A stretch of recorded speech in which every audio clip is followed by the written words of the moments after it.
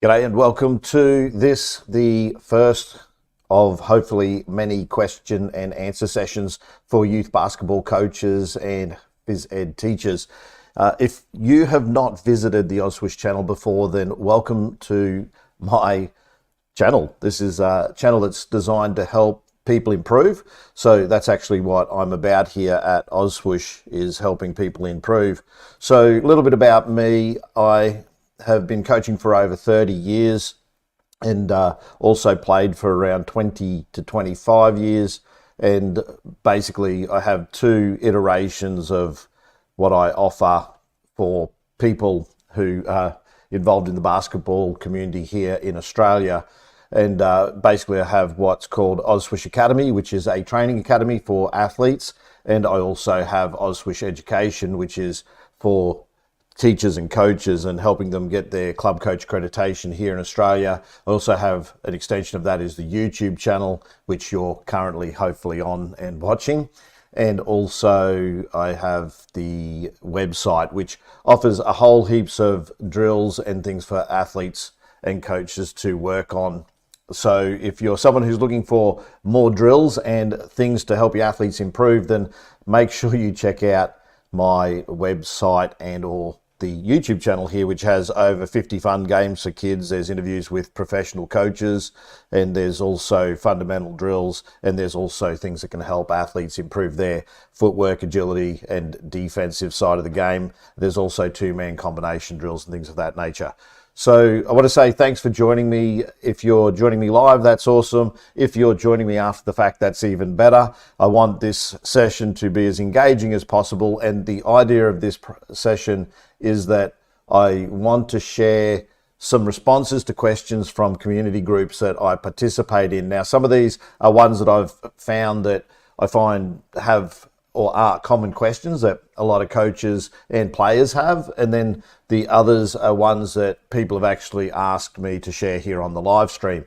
So without further ado, we'll get into today's live and have a look at some of these questions that people have been asking in these communities. So the first question that I had from community on Reddit. So BasketballTips is a really good community. If you're someone who's looking to ask questions around basketball, whether you be a coach and or athlete, then I highly recommend this forum as a way to communicate or ask questions on basketball. It's one of the communities I engage in highly, and it has a high number of engagement for people who are interested in actually, learning more about the sport. So just have a look. The question came from an Australian athlete on Reddit who says, I'm 15 and I play in Australia, not sure about all of Australia, but the area specifically that he's in doesn't use a lot of plays, or the coach doesn't have a lot of intention or coaching basketball IQ. So he's decided to try and learn on his own, and he started with a podcast, LeBron's podcast, and he's learned a whole lot so far, but he just wants to know if there's any other podcasts or videos or things of that nature that can teach him basic basketball IQ and terminology and things of that nature. So that is something that a lot of athletes experience, is they don't have access to a knowledgeable coach to help them improve their game. So I have an argument that if you're a parent who's actually coaching the sport, then I really encourage you, if you haven't learnt the game, to go do some coaching courses to help your athletes improve. Now, my coaching journey itself started in the same scenario as this athlete. Is as a younger man, age 17, I had a high school coach who offered me very little in the way of knowledge. I was really trying to learn as much as I could about the game. So that's what started me on my coaching journey. And one Christmas, I went via train and public transport to every secondhand bookshop and also every library, and got out just about every book you can imagine on basketball to feed my knowledge and interest. And that really sparked me on this journey of improvement as a coach and also as a player. What I discovered from coaching was that it helps you improve as an athlete. So my recommendation to this particular athlete here in Australia who's asking this question is, your strategy of going and looking for videos and content is really good if you don't have access to coaches.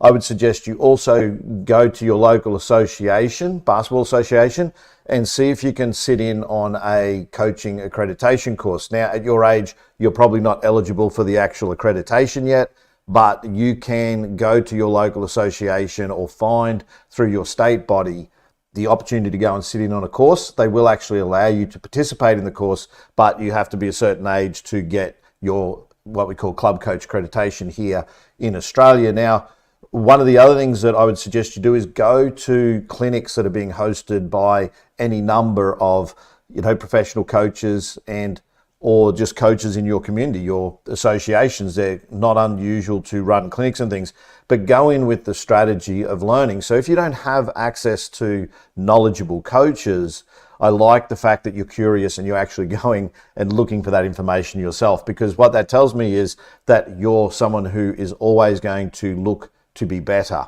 So one of my sayings here at Ozswoosh is be better daily. And one of the ways we do that is to chip away at what we call the 1%ers, which is improving every single day. Now, I'm not the only person here who would be watching this who has knowledge. So if you're someone who is joining me on this live stream, either live or later on, then feel free in the comments to give your own opinions on any of these questions that I share here to help not only this individual who's asking that question. You might have an experience that you want to share that's going to help someone improve as well. So here at Ozswoosh, I'm about everyone helping everyone. So on our Fun Games for Kids, for example, we encourage coaches to comment on how they might modify the games that we actually have here on our YouTube channel.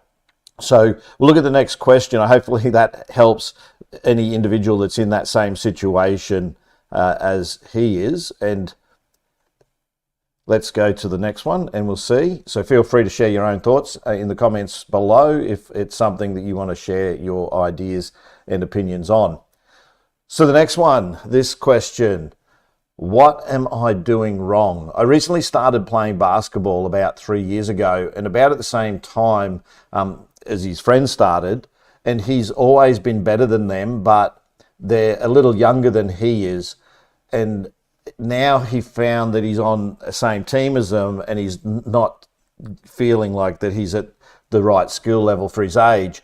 When he joined, he saw the real skill level that he needed to reach, but somehow he says his friends have surpassed him in competitive scoring and things of that nature, and he's a little bit worried about that. He feels he's falling behind, and he wants to know what things he should work on and what he should be practicing and things of that nature. So again, another common question that a lot of athletes would be asking of their coaches and of themselves, especially when they feel like they're stagnant or they're not improving. So there's a couple of points packed into this. The first one is that there are periods in an athlete's journey that they will peak and plateau. So it's not a smooth and constant growth journey for athletes. It's not uncommon for them to break a little before they make a lot. So expect in your journey that you're going to struggle with some things and that you're going to have peaks and valleys of performance.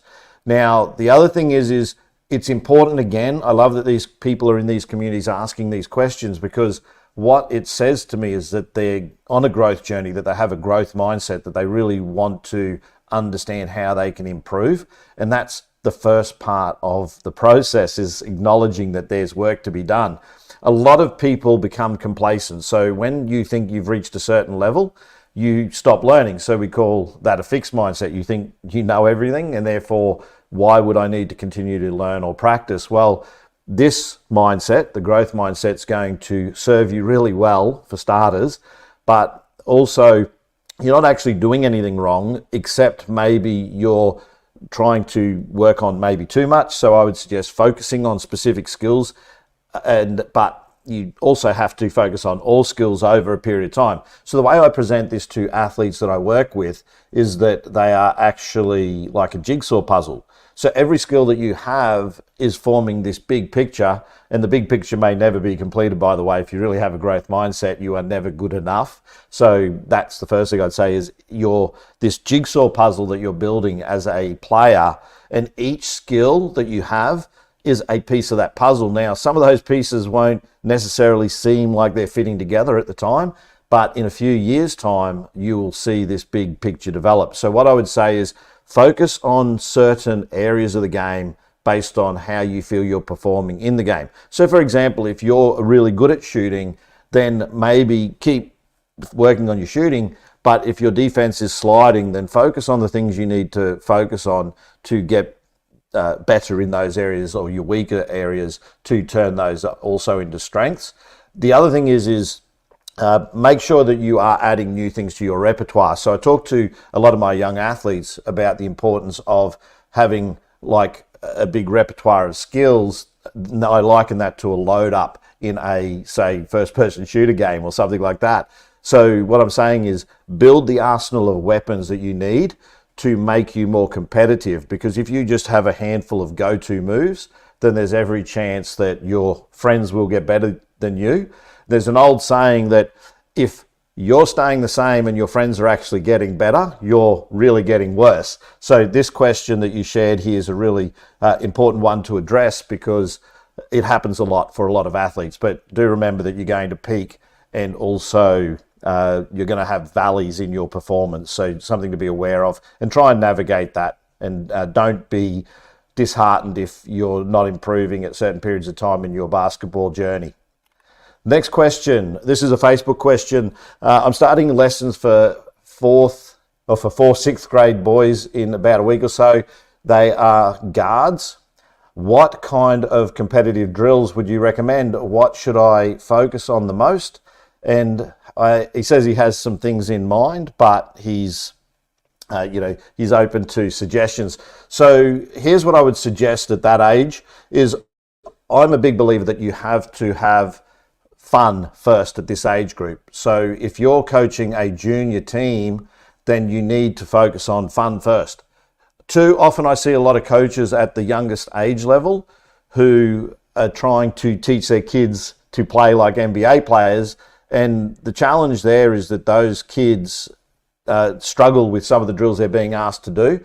And if it's too hard, they may well leave the sport. And we don't want athletes to leave the sport. We don't want to lose kids early to the sport, because my experience is that if you have a kid have a really bad experience, then they won't come back. So the reason here at the Ozswoosh channel we're so focused on fun basketball games for kids is because we believe it's that content that you should be teaching kids at this level. So hopefully that answers your question. Check out the content here on our channel. And I would suggest, if you're working with young kids, that you also keep them active, that you don't have them standing around. It's one of my bugbears, and I know it's athletes' bugbears, that they stand around too much. So fun basketball games for kids and youth games that are play-based or small-sided games are really important to help your athletes improve at this level. And at all levels, you'll find that you'll have two types of athletes: a social player and or a competitive player. And if you do fun competitive games, you're going to actually help both of those athletes learn. So that is a really good question. So thanks for that question. That was on Facebook. We'll go to the next question. The next question, this one is a common one as well. This is about quitting, and I hate to see anyone quit, but this one here is a common thing when people are struggling, which I just mentioned in a previous context a second ago in another question. The last 3 months have been my worst. I've been playing crap, and they lost their starter spot. They're also lost playing time, and now they're not even being called up to their games, and they're infuriated. They're saying they're mentally drained is the short of it, and they're thinking of quitting basketball, and they're going to another sport like martial arts and weightlifting. They're saying they're 16, 5'11", and they're saying the odds of them going pro is almost impossible. And they're saying it's destroying their mental health. So they're saying they're anxious and nervous when they go to practice, and they feel like they're betraying the sport and their friends because they love it, but they're not needing help. They're in this mental rut. So what I would say about the mental side of the game is that, again, you're going to have peaks and valleys. That's natural in any sort of performance. You're going to go through periods where you have growth, but for these athletes, or this athlete here, he's getting to a point where he wants to quit. Now, I have no problems with the idea of cross-training. So cross-training is a really good way to gain motivation for your existing sport. You will be very surprised that if you do weightlifting, that's not going to hurt basketball. And if you were to do some martial arts, even if you end up going to that sport, at least you're not lost to physical activity. So you may well be lost to basketball, but I hope that's not the case, because my experience with basketball is that it's a good therapist. So you might want to change your approach a little and maybe use it as therapy. And instead of playing in the team environment where you're getting anxious and frustrated, then maybe the answer isn't to go and play where you're frustrated with friends because you're not reaching the expectation you have around how you play, which leads to disappointment. That's actually what causes disappointment, is when you have a higher expectation than your experience. So I do apologize for the live stream today. I can see that it's glitching a little bit, but I will repost this as a video because I'm recording direct or live to drive as well. So apologize that the connection's playing up here today. So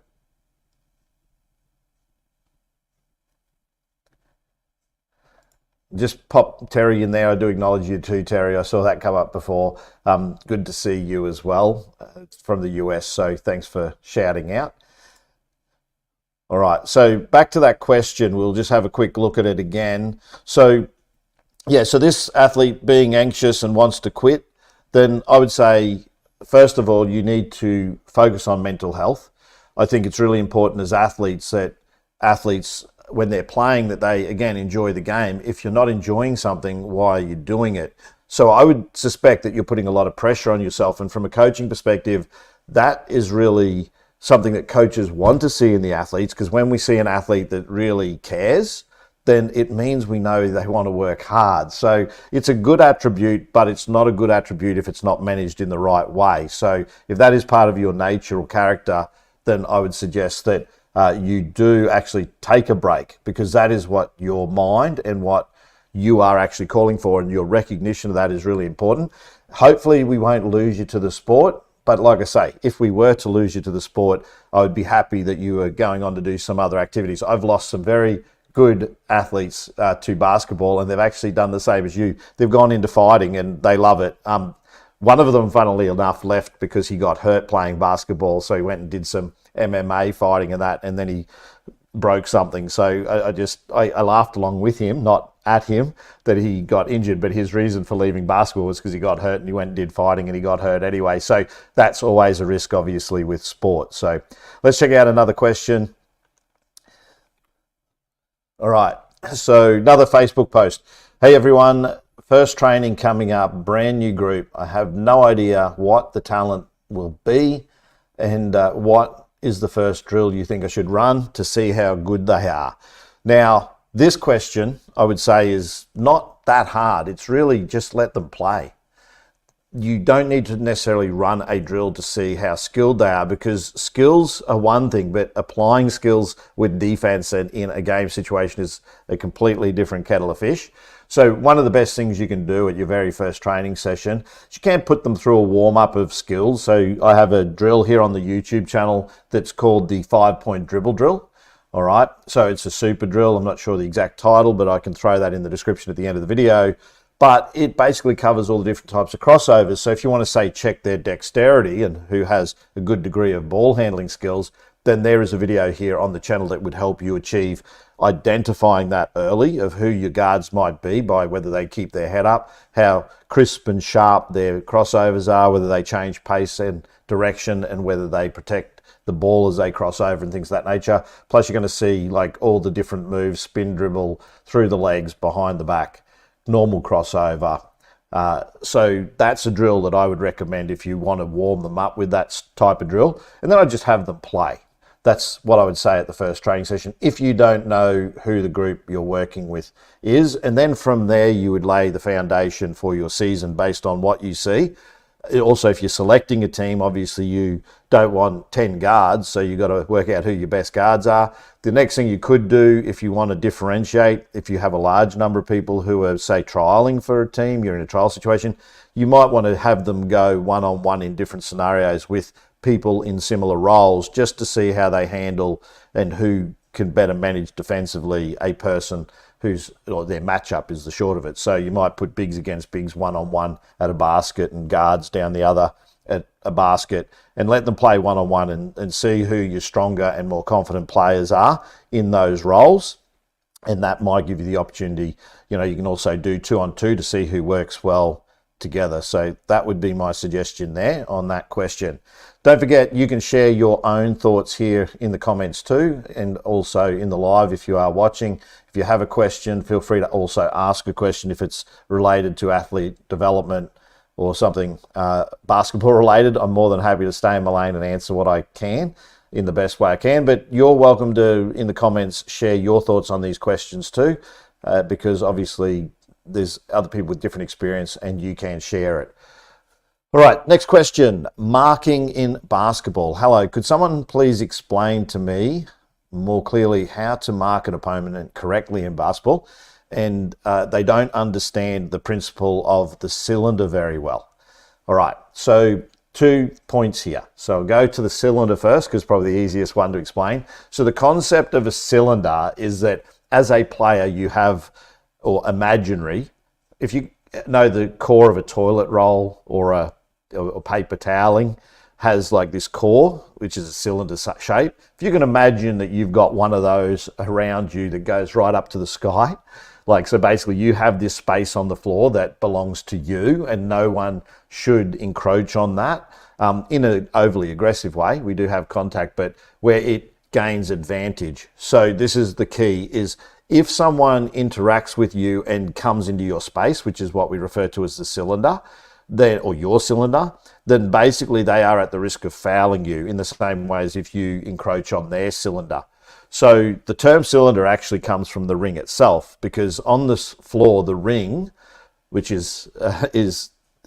has its own, that's why they sometimes refer to it as a cylinder, it also has its own space on the floor. So that's why big players have to be outside of what some coaches call the charge circle, the semi sort of circle line that appears. They have to be outside that to take a charge, because the basketball hoop also has its own cylinder.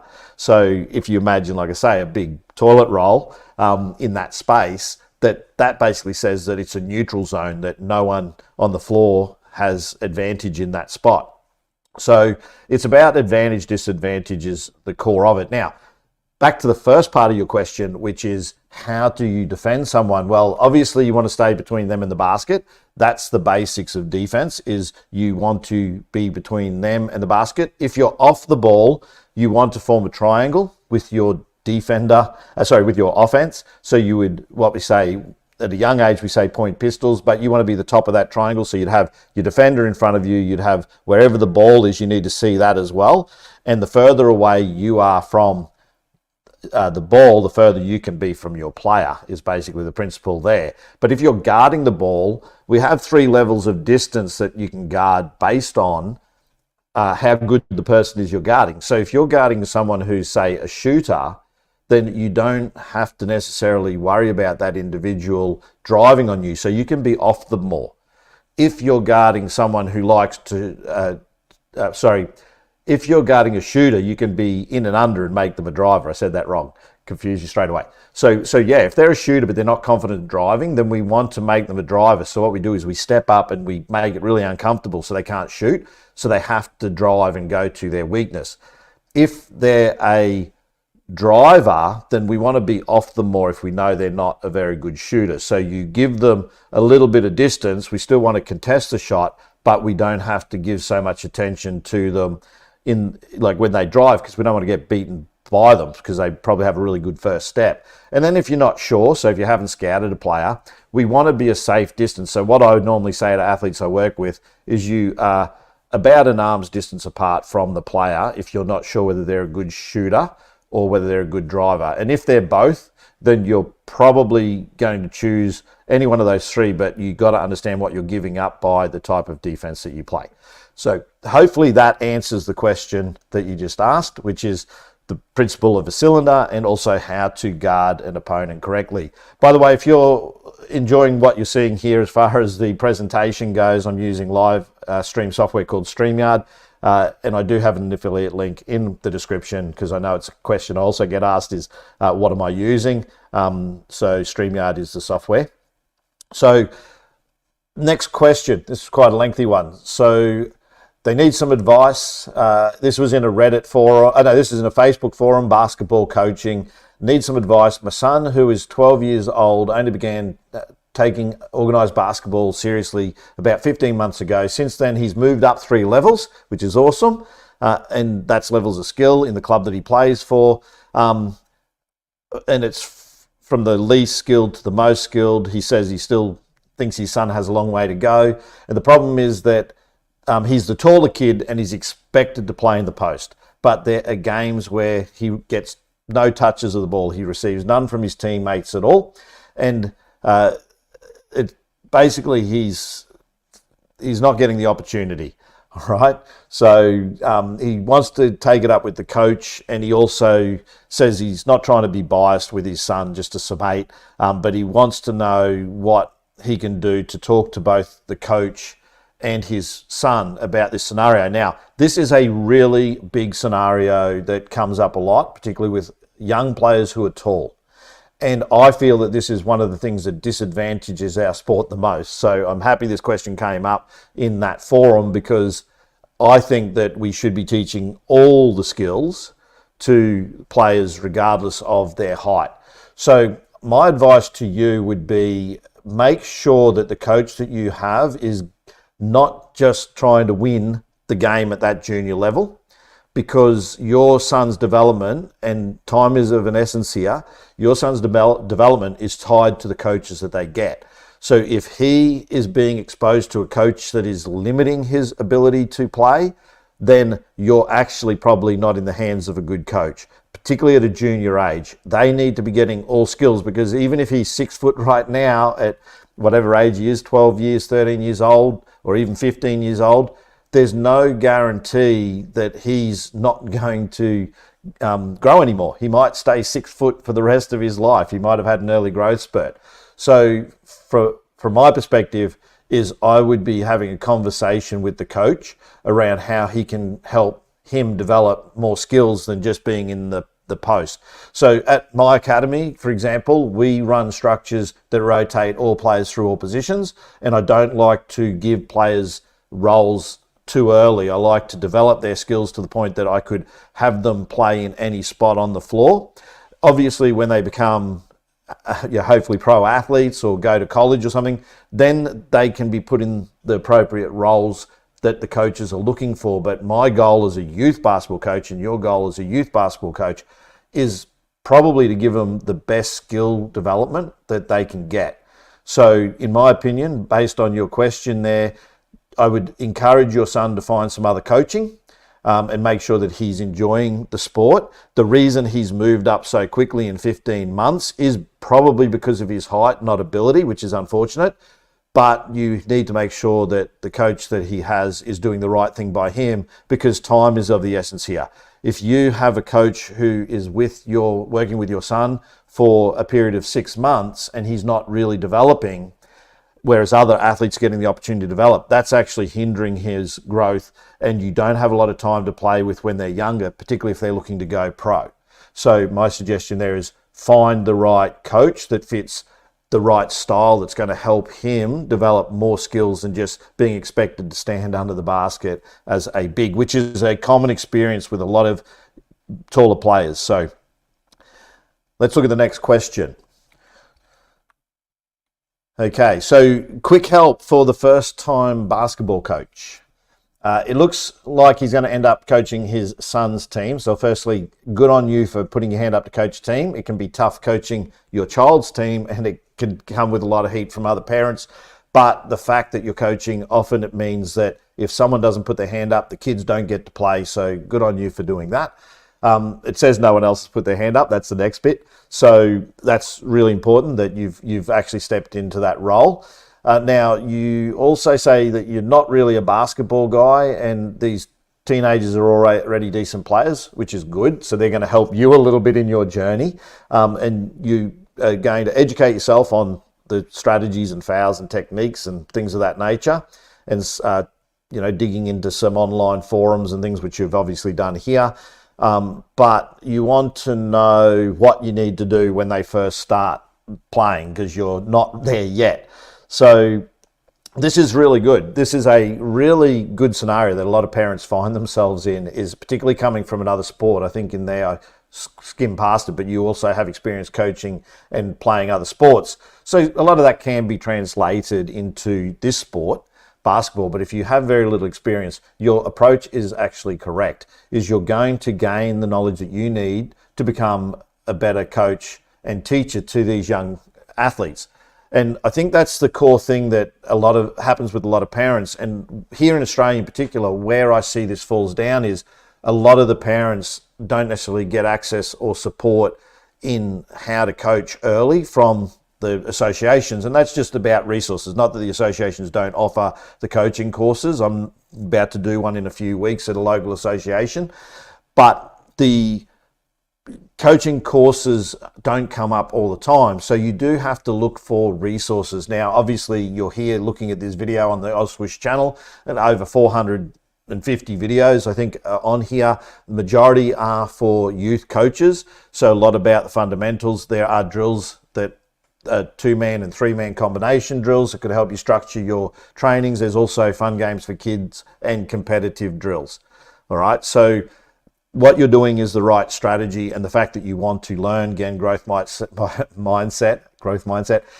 is really good. I think that you're going to help these athletes because you have the desire to not just be a sideline coach subbing in that. As far as the first game, if the team has been together for a little while and these young guys know as much as you suggest that they know about the sport, then ask them for what they think. Like, don't be afraid to ask your athletes, because they're on the floor, for the feedback. Be conscious of, who's trying to say so-and-so should be on the floor. Sometimes that does send signals, particularly if a team wants to win. They know who the better players are. And if they're sitting on the bench too long, you will be told by particularly young guys. But sometimes you don't know that stuff. And parents, if they see that their child is not less, you new coach to the team, and the old coach used to put someone on the floor for a lot more because they were a lot more skilled, then they're going to notice that too. So you need to get quickly a good feel for who your athletes are. And probably the best way to do that is to talk to some of your athletes, including your son. Now, your biggest challenge will be the fact that you're coaching your son, because if you give him a lot of minutes, it's going to look like you may well be favoring him. And if you give him little minutes, that can cause some issues at home. So you've got to work out and make sure that it is as they say, meritocracy, that it's on merit, that players are given court time on merit. Or if they're a team where you give equal court time, that's fine. Some youth coaches take that approach as well. It depends on what your focus is as a coach and what you're trying to get out of the game. Are you trying to win a game and just run your best players and not worry about developing the depth in your team? Or are you actually wanting to develop athletes, knowing that you're part of their journey and that you want them to win and hopefully make college or professional teams later on? So hopefully that helps you answer that question that you had there. So move on to the next question. Boxing out question. Now this one was a little bit of, I won't read this one, I'll just explain it. Which is basically, this individual has been playing a bit of street ball, and they've played for a long time, and they're also playing organised basketball, but they're asking about boxing out and whether you're allowed to sort of have a stiff arm when boxing out. So the interesting thing is, I mentioned this in a previous answer, you have to consider who's gaining advantage and how when it comes to rebounding. So a lot of referees are looking for overly aggressive contact. They know that there's going to be some bumping and toing and throwing going on, but what they're looking for is, are people extending their arm to the point they're pushing someone, or are they grabbing or manhandling them? Are they throwing them out of the way? Are they jumping from behind that would have them go forward and push them? When you already have a position and you're holding a position, as long as you're not grabbing someone with your hand, if you have a stiff arm and you're just keeping them off, that's less likely to be seen as an aggressive behavior, and you're not technically throwing them or pushing them. So there's every likelihood that in a game that won't actually be called. But if you're not sure of how to, and you said, I think in the message there, that it hasn't or doesn't normally get called, and you're asking why doesn't it get called, it's normally around the refereeing and the advantage and disadvantage that goes with rebounding. Now, if you find that things like that are happening a lot, if it's not you, I think you said you're doing it and you're sort of saying, I've done this for a long time, doesn't normally get called, why is that? It's probably because you're not really, you're the other person could find a way through without, you're not doing anything illegal is why it's not getting called. That's probably the short of it. Because if it was, it probably would be. If you find that it's starting to get called, that strategy, then maybe talk to the referees, those that are umpiring your game, because they'll give you more insight as to in why they're calling it. Because sometimes what happens in one league that doesn't get called may end up that it gets called in another league. So make sure that you're considering, what league you're in and whether it gets called or not. So we'll check out what is the next one. So become less predictable is the title of this one. This is Reddit post that someone had. Firstly, why do I feel that my moves are predictable when I play pickups with my friends? Is it because I've played with them for quite a long time? If so, can someone give me some advice on why I might be predictable? Like, for example, I can drive, but then the defender just cuts them off and they block their path. So, what do they do in that situation? And they say their handles aren't quick enough to change direction. Any ideas on how to develop their bag? I guess that means their arsenal of weapons I was talking about before. Is it just exposure and experience? What do they actually need to do in their workouts? So another good question, another common question. What tends to happen is, yes, you do become predictable over time if you're not changing your bag. So I like that you use the reference changing bag. I say arsenal of weapons, but if you become too predictable, then people are going to learn to shut you down. And we talk about this in scouting reports as coaches, is we actually talk about the weaknesses and strengths of athletes and how we're going to guard them. So all these people are actually doing is scouting you and knowing that you may well only go left or right. So the solution to it is that you have to build more assets. So you have to get stronger in the areas that you're weaker. And while that seems like common sense, it is harder than, or it's easier said than done is what I would say. So what you have to identify, you say you're not quick with the handles, you probably answered some of the question yourself by the question that you asked there, is, well, the answer is you have to get more confident and competent in being quicker and also reading the defender. You have to set the defender up. So in basketball, I talk about 3 phases of beating someone, particularly one-on-one, which is we break it down into set up, blow by, and finish. So we say, how do we set the player up? We want to set that player up to fail, basically, the defender. So what we do is we work on different foot fakes. We work on open court foot fakes or jab fakes or drops. And what we want to do is we want to get a reaction. So what you tend to be doing is you're not getting the reaction you want because you haven't tried to get the reaction and you've just gone one way all the time. So work to get the reaction, okay? Then your next thing is to blow by the player. Like, you got to get them on your back. The goal of anyone driving or even in the post, if you can get someone on your back, they're done. So the blow by is really important. If you blow by a defender who's a guard, then you're still going to be confronted by another defender. So it might be that you have to read that situation and pass to the person who's open. Or if you still have more moves, then you do what we call a counter and go against the big or whoever's behind them. So you're not necessarily done when you blow by someone, but certainly the defender may well be done. And then you have how you finish. So arriving at the basket, is it a dunk? Is it a runner? Is it a floater? Is it a euro? Is it a layup? What is it? Like, what are you going to finish with? And of course, that's going to be determined by who is that second line of defense, if any. So at the end of the day, that's the 3 phases to beat someone. And it sounds like you haven't got that reaction you want to beat them. So you need to try and develop, like I say, some degree of faking, shot fake, foot fake, whatever it may be, to get them shifting in a different direction so that the defense fails. So hopefully that one helps answer that question for anyone who has that question about what do you do in that situation. Look at the next question, which, actually not a question. this is actually a promo, so throw it up here. So I'm wearing the shirt Be Better Daily. If you look in the carousel of the live stream here on YouTube, then you will see that this shirt is available. So if you have someone who's basketball mad in your family, then this might be a nice gift for them, and it also helps the channel. So if you're someone who wants to support what we do here at the channel, you can see also, if you aren't on YouTube, where the shop appears at the bottom and these products appear for you to check out and purchase here on YouTube, you can go to ozswoosh.com/shop. But the reason I also bring this up, even though it is a bit of a plug for those particular items, there's a whole heap of different shirts, by the way. This is just the one I chose. The reason I chose this one is because this is what I really believe the strategy is, not just in basketball, but in life in general, is you really do want to be better daily.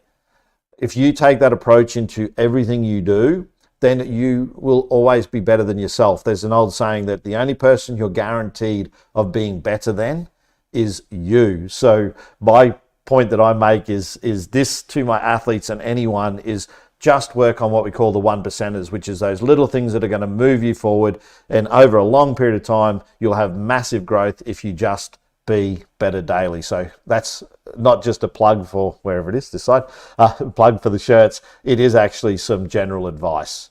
So good to see you too, Grub. Happy that you've joined the live stream. So go on to the next question. If I can get him up.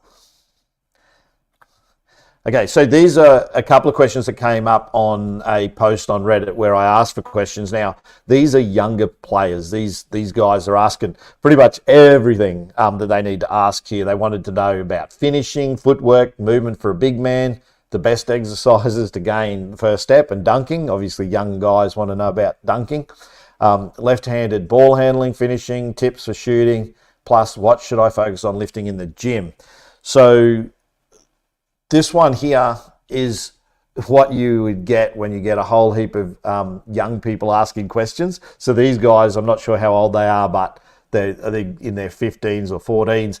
And they want to know the answer to these questions. Well, Ozswoosh's channel obviously has a whole heap of videos. There are a heap of videos on the internet that can help them with this. But my suggestion would be that you, again, be better daily. You got to work on a little bit of this each day, right?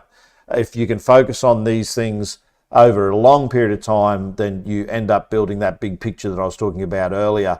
But as far as weights go, I'll talk to that one. There's a few things packed in there. I think all of those need to be worked on. You need to work on ball handling. You need to work on your, what else they got in? They got everything in there pretty much. Movement for a big man, like everything has to be worked on.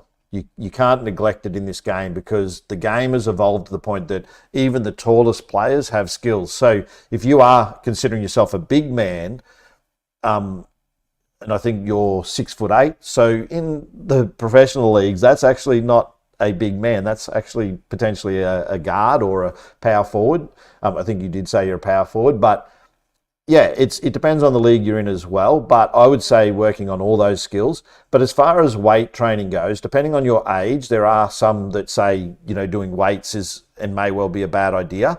It's not if it's relevant to what you need in your sport. So if you're doing light and quick reps of light weights, then that may build some power and things of that nature. If you're looking at strength, then heavier weights, obviously. But you're not trying to be a weightlifter. That's the important thing. If you're actually lifting weights, you're not trying to tear the muscle to look big, because that can actually disadvantage you. It can change your biomechanics to a degree of how you would shoot or move. So what you got to do is you got to have the physique of the athlete that is needed, or the physique that's needed for your sport. So you got to think about basketball. You need agility, flexibility. You need what else do you need? Well, you do need power, because explosive power. So if you're looking to dunk, for example, not only will you need to learn the technique, and I'm definitely not the person to teach you that. I'm 5'7", but there are people who can teach you how to jump. Depth jumps is a way to help teach you how to jump. Particularly at a young age, skipping will help with fast twitch fibers, which will help in your legs, which will help you be more explosive and beat people on the drive. So there are little things you can do to improve those aspects of your body. And I can see here that we have a comment, diet helps as well. Two things actually, that is absolutely true. Diet will play a big and significant role in your health and overall health and ability to not only work out, but also maintain energy. And eating properly, obviously, is something we should all do and often don't. I know I don't always eat the best, but as a younger man, I did. So I think, yeah, focusing on the health. But the other thing that I think is neglected and that this comment prompts me with is that it also is sleep. Make sure you're getting sleep, because a lot of young people do not get enough sleep in their day, particularly with devices and things. I had one athlete last term at my academy, and I noticed he was coming in on Saturday morning and he wasn't with it. Like, he was really lost, and he'd go and sit down all the time. And I went up to him and said, "What's going on?" He's like, "I was up playing computer games till 3 a.m. in the morning." It's like, well, yeah, then who's that on, right? So the point is, if that's you, then that's not a good strategy if you're wanting to be a good athlete, is staying up till early hours of the morning on your devices, particularly at a young age, or any age, but at a young age when you're developing, is probably not going to help your development in the sport. So make sure you're devoting the right time and energy and eating the right stuff to help you get those skills that you ask in that question there. Like, there is a lot of there's a lot there, right? Finishing, footwork, movement. If you want more of that information on how to do that, then you can check out our site. We have a whole series of fundamentals. So we teach you the footwork for runners. We teach you the footwork for floaters. We teach you how to finish off different feet with, say, a Euro step, things of that nature. It's all here at the Ozswoosh channel. So make sure you check that out because you will find what you need, even post moves. So if you're a big man, you want to know how to move in the post and how to score in the post, then we have a number of drills that will tell you how to actually do that. So I like that question. I'm not sure how far off I am here with these questions, but I'm sure we're getting nearer the end. All right, so have another question. As a big man, what should my movement be on court? I play centre or power forward, which would be what would be the most important things to prioritise for him and his team? I like this question for a couple of reasons. One is that he talks about his team. Like, it's not just about him. So from my perspective as a coach, if I heard my athletes being like that, I'm thinking that's the guy I want in my team. So kudos to you for talking about what is best for your team. If you find that you're not an overly skilled power forward, then it may be having the conversation with the coach of what he expects of you so that you can focus on the right things. If you are someone who is a bigger body, it might be that you need to improve your skills defensively, rebounding, and also pick and roll situations or setting screens, away screens, anything like that. That's going to help you contribute to the success of your guards and other teammates, even your center if you're setting cross screens across the keyway. Those things all become important to not only making you better, but obviously your team better. So I really like the sentiment behind the question of making yourself better and others better. I just mentioned in the previous response that you can check out, we do have post videos here on some drills you can do on your own to work in the post, but having that conversation with your coach around what they expect is probably the best advice I could give you, because what I share with you might not fit within what they're trying to achieve. So what I would also say is don't limit yourself though. Some of my best power forwards have been really good at the perimeter, shooting the ball. So don't limit yourself. If you're a bigger player that has a perimeter shot, it means the bigger players that are defending you have to come out of the keyway, which opens opportunities for other people. So make sure you're working on all the other skills that you would need to take your game to that next level, which is ball handling and also shooting further out. And the other thing I would say is make sure you really, really, really, and I don't think I could say another really, but work hard on your free throws, because most games are actually decided by free throws, and just improving your free throw percentage, particularly as a big person potentially playing around the hoop where you get fouled a lot, that can have a massive impact on your team's win-loss record. So my suggestion to you, if you are a power forward, is definitely be working on the free throws. So hopefully that helps answer that question. All right, so another question, how to get more aggressive. I'm usually one of the more athletic guys at my pickup runs, one of the few that can dunk. I want to use my athleticism more to my advantage, but I feel like I don't know how, or I'm too apprehensive to attack the basket. I'm not going to read all this, but it leads to, he's saying further down that he has mental blocks and things like that. What I actually responded to this in real time and asked him if I could share this on the live stream. I would suggest that he needs, because he's coming up against people who are playing as more of a zone, and I suggest he get to the gaps. So when someone drives and draws a couple of defenders, his opportunity would probably be off the ball to get to gaps. So he needs, because he's not confident driving, then maybe his game and his athleticism, it better lends itself to pick and roll actions and also getting to open spaces on the floor. So I would suggest that he get to those open spaces on the floor. And the other thing is, one of the, I'd say, best players that I actually coached, who I've known for a very long time, used to get about 3 or 4 putback dunks a game. And always intrigued me how well he timed his dunks. So instead of driving for his dunks, he would wait for the people in his team who had probably the least shooting percentage, which I played a couple of games with him, so that may well have been me, but he would dunk the ball off a rebound. So he had really good hops, and he'd get up, and he just timed it really well. He worked out how to time his jump. There is a highlight video of him on this YouTube channel as well, and you'll see a lot of those putback dunks that he gets. When he was actually a decade ago, but he still gets up, and he still he was a development professional player here in Australia, and there's a video of him dunking over a mascot as well in the NBL to win some money at a New Year's Eve event. So that one's floating around. I'll put a link to that if I can find it, because it'll show you who I'm talking about and how much hops they actually have.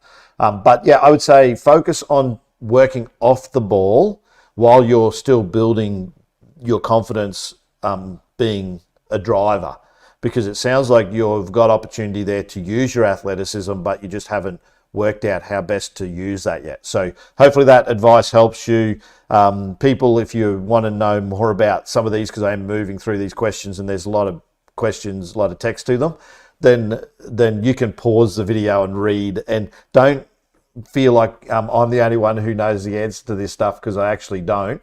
I'll just throw this up. So yeah, my goal is to help others improve. So I am not the only so-called expert in the room. You guys, if you're watching, are probably interested in basketball. Make sure you leave comments on the YouTube channel video with your own thoughts on any of the questions that I shared here. Let's help others improve together is the short of it. It's why I have my academy. It's why I help coaches and teachers help their athletes improve. Is I believe that my success is only measured by other people's success. So when I help other people succeed and achieve their goals, then I know that I too have achieved mine, which is helping others. So at my core, it is actually why I do what I do, is I want to help not only others improve, but I want to help grow the sport and give people the resources they need to help us grow the sport that I've grown up loving for so long. So that question, I hope that answers that one. See what's next here. It's a long question, but hopefully I gave a good answer to, maybe developing yourself as an off-the-ball player a little bit more to utilize that athleticism. Another one from Reddit, I need help. Okay, here's the context. I'm struggling in basketball, and recently I've come to realize that I've been getting worse at basketball from my freshman to sophomore year. I gradually got better, but now at the beginning of my junior year, I've been getting worse, and I have no clue why I play basketball. I play it every day, may miss some days, but I don't know why I'm losing my shooting, my dribbling, and my decision making. Don't know if it's mental block or something else. And they basically say that they perform better if they have a break, and they've been playing for a very long time. All right. Now, this I mentioned at one of the very first responses is people go through peaks and plateaus as athletes. So expect that you're going to have this journey.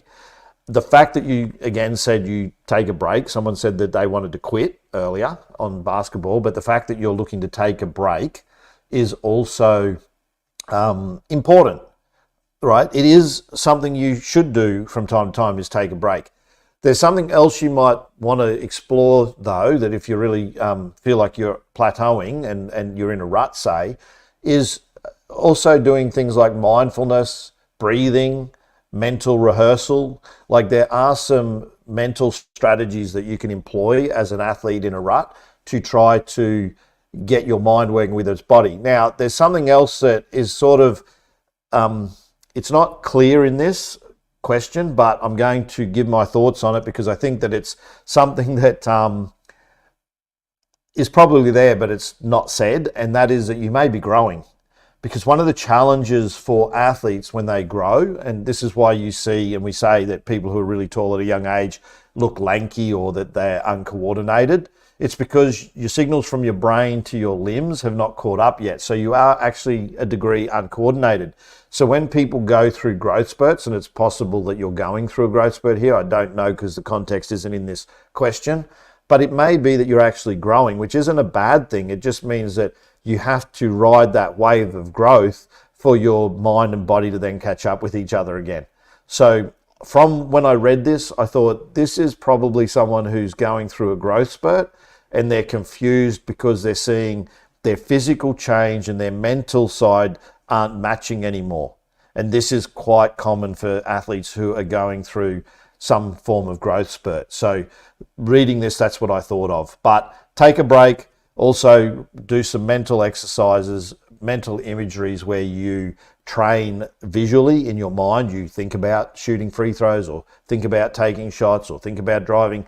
When you actually think about the execution of those skills, your brain fires the same parts of your brain as if you were executing those skills. So you can train your mental muscle, as I like to call it, anytime you like. I actually do have a 1.5 hour audio guided mental rehearsal on my Ozswoosh website.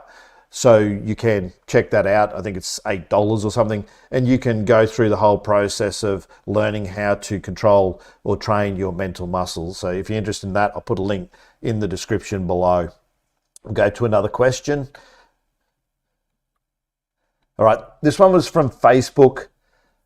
Hi all, from a coach's standpoint, what's the best training drills to teach 13-year-old boys?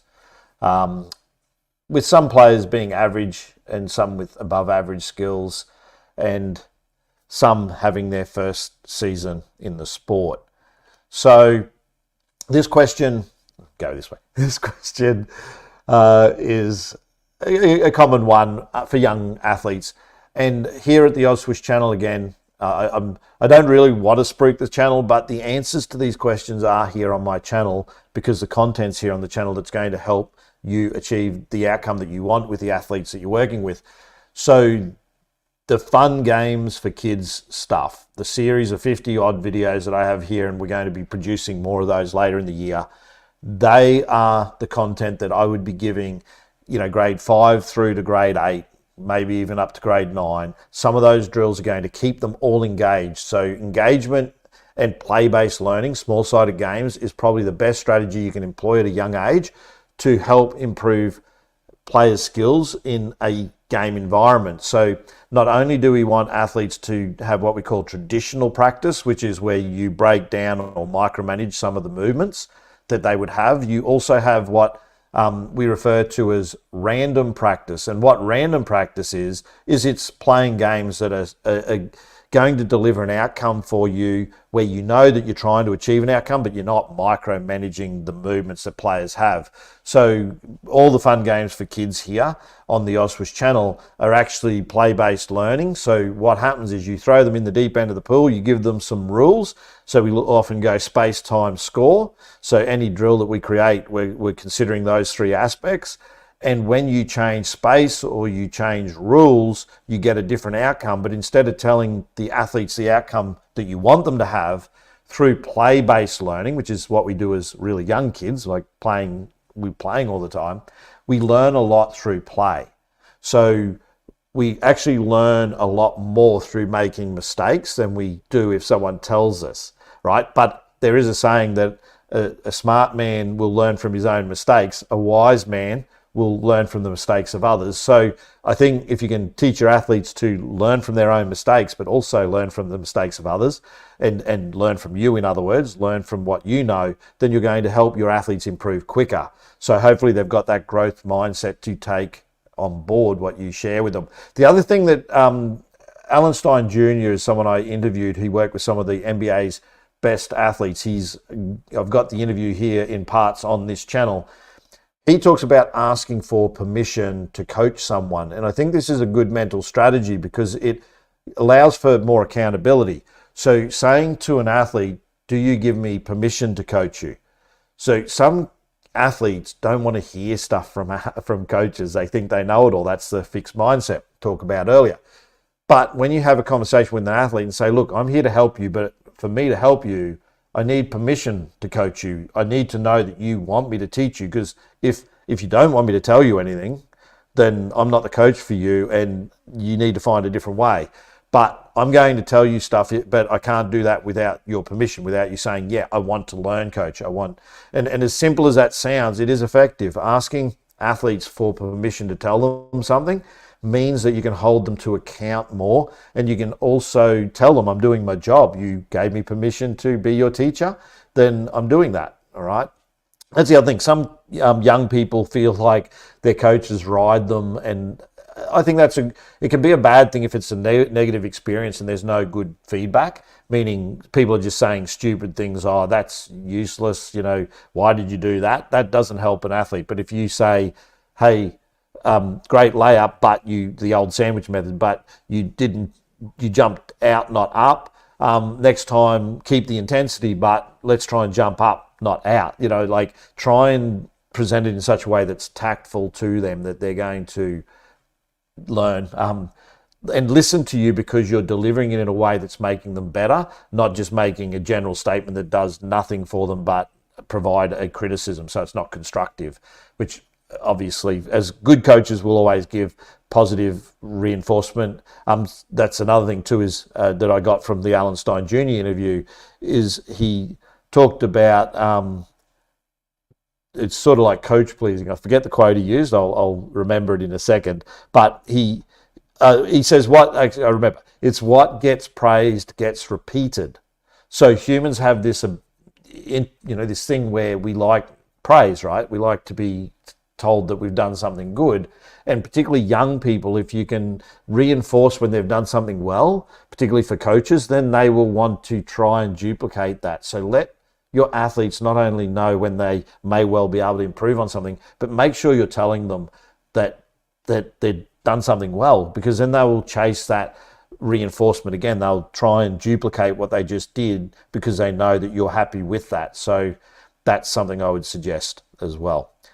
All right, getting near the end, which we actually are. So I mentioned this a few seconds ago. This is the Ozswoosh education side of Ozswoosh. So Ozswoosh, I split into two categories, as I said at the start of this Q&A, which is Ozswoosh Academy, which is where I physically teach athletes that pay me to, and my team, to teach them how to execute skills. So we are a skills academy, and we also teach basketball IQ, but we also have the Ozswoosh education component of Ozswoosh. So this is where schools employ me to come to their school and help their athletes improve, help them build their programs.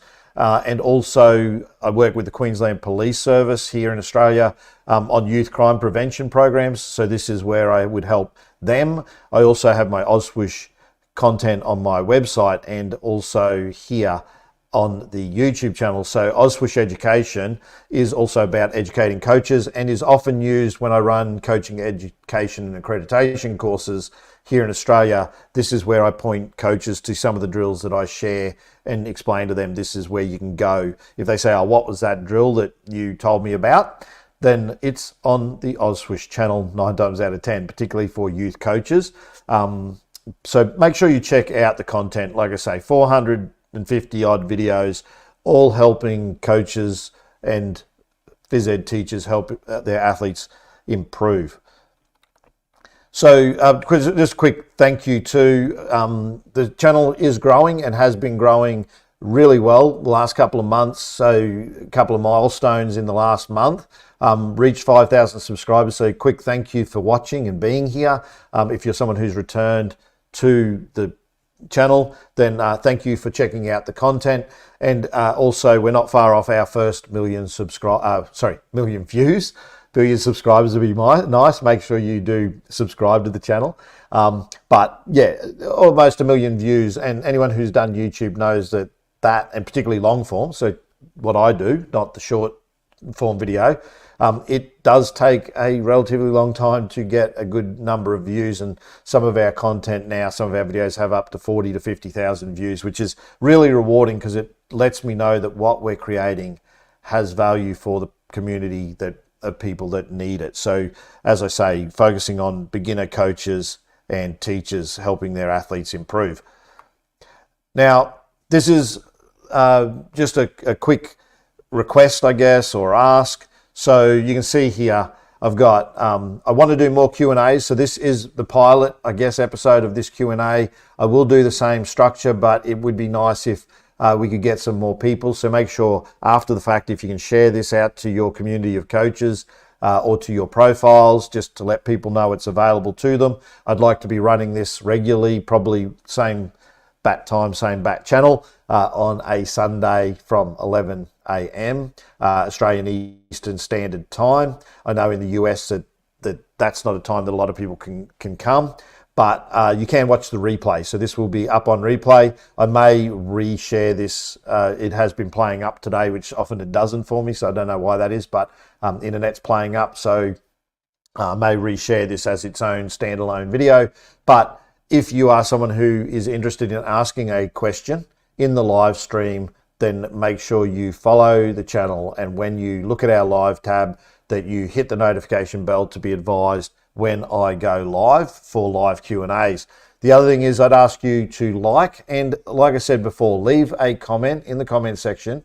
If you are someone who coaches and you have an opinion on anything I've shared here, or you think I've given any bad advice, that's fine too. Like I say, I'm not the only expert in the room, and some people may disagree with some of the stuff that I've shared. But at the end of the day, if you have heard, or if anything you've seen, you feel you can add value to the community here on Ozswoosh by answering those same questions in the comments, giving your own opinion on anything that was shared here, then make sure you leave a comment after the fact in the comment section below, so we can help grow our community and build a live stream that hopefully will be more engaging. The end game for me, if I can build this to be something that's bigger than just a couple of viewers, which when you start a live stream, this is how it starts, but it's not always where it finishes. I would like to bring people on to ask their questions live. But for that to happen, I need to build a community where I know and trust those people that I bring on live to ask their questions. But you can ask the questions in the chat live as well. So in the comments section, you can always ask a question. I'm happy to bring that up on screen. So before I close out the live stream, I will say thank you to those who were watching live. And if you are watching after the fact, then hopefully some of what I shared here, some of the suggestions and opinions on the questions that were asked will resonate or help you in your own basketball journey as a coach and or teacher. And I just want to say as well, I'll just finish on this note, and I think this is my last slide, that if you are looking to make a similar live stream as I've done here, then I am using the software StreamYard, and this software can be used for your creating the same type of content as that you see here. So with that, I want to say thank you so much for joining me for today's live stream. And we've just gone over an hour, which is good. I thought it might take about an hour. And to those who have watched the whole way through, and also to those who have left comments and or given me the thumbs up, I do appreciate you. And with that, I'm going to end the live stream, and hopefully I'll see you again next week for another live stream here on the Ozswoosh channel. Until that time, take care, and I'll see you in the next one.